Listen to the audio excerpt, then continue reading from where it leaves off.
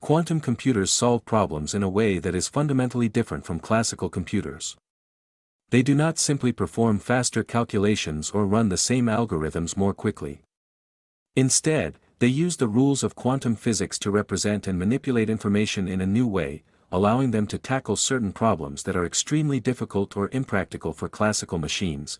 To understand how quantum computers solve problems, it helps to start with the limitations of classical computing. Classical computers use bits that are either 0 or 1. Complex problems are broken down into long sequences of logical steps, and each possible solution must be explored directly or approximated using clever shortcuts. As problems grow in size, the number of possible configurations can explode, making exhaustive search impossible. Quantum computers use qubits instead of bits. A qubit can exist in a superposition of 0 and 1 at the same time. When many qubits are combined, the quantum system can represent an enormous number of possible states simultaneously. This allows quantum computers to encode entire problem spaces within a single quantum state. However, quantum computers do not simply test all answers at once. That is a common misconception. Instead, they rely on carefully designed quantum algorithms that guide the evolution of the quantum state toward useful solutions. The key tools that make this possible are superposition, entanglement, and interference. Superposition allows a quantum computer to explore many possibilities in parallel. Entanglement links qubits together so that their states are correlated, enabling complex relationships to be represented efficiently. Interference allows the algorithm to amplify correct solutions while canceling out incorrect ones. Together, these effects shape the probability landscape of the computation. A quantum algorithm begins by preparing qubits in a simple initial state. Quantum gates are then applied to create superpositions and entanglement. As the algorithm progresses, the quantum state evolves through a sequence of transformations designed to encode the structure of the problem. At critical points, interference plays a central role. Paths that correspond to wrong answers are arranged to cancel each other out, reducing their probability. Paths that correspond to correct or useful answers reinforce each other, increasing the chance that they will be observed when the system is measured. Measurement happens only at the end of the computation. When qubits are measured, the quantum state collapses into a definite classical result. Because quantum outcomes are probabilistic, the same computation is often repeated many times. By collecting statistics from these measurements, the correct answer emerges with high confidence. Different quantum algorithms solve different types of problems. For example, some algorithms are designed to search large databases more efficiently than classical methods.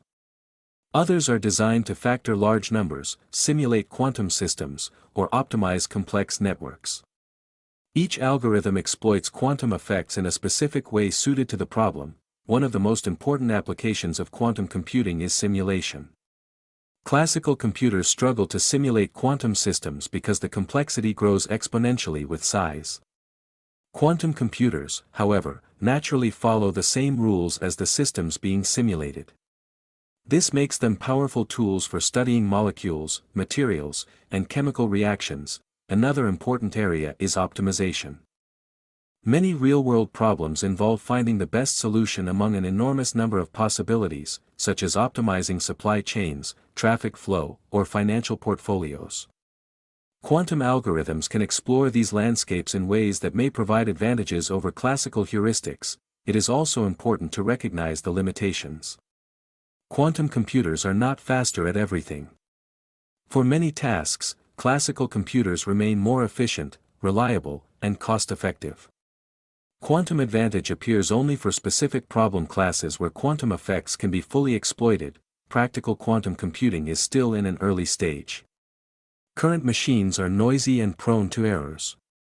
Maintaining quantum states requires extreme isolation and precise control. As a result, most useful quantum algorithms cannot yet be run at full scale.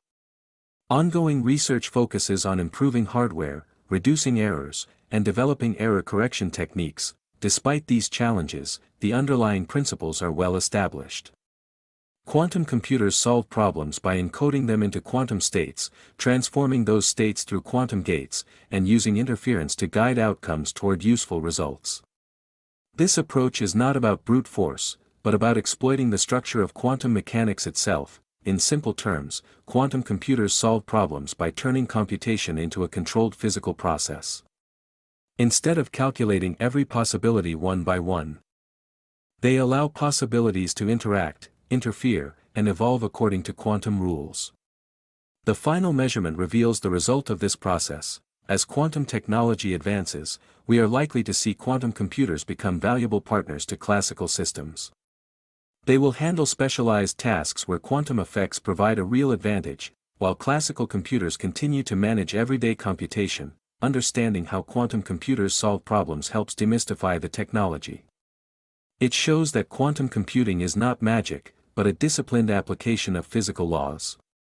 By learning to control superposition, entanglement, and interference, scientists are opening a new pathway to solving problems that were once thought to be beyond reach.